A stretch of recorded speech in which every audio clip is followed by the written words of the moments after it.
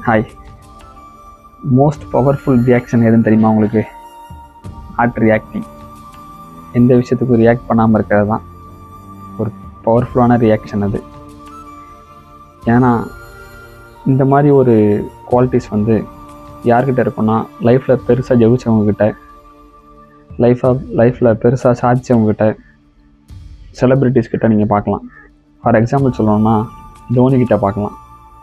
Match எந்த கட்டத்தில் இருந்தாலும் சரி, இல்லை மேட்ச்சில் தோற்றாலும் சரி ஜெயிச்சாலும் சரி, அவர் ஒரே மாதிரி தான் ரியாக்ட் பண்ணுவார்.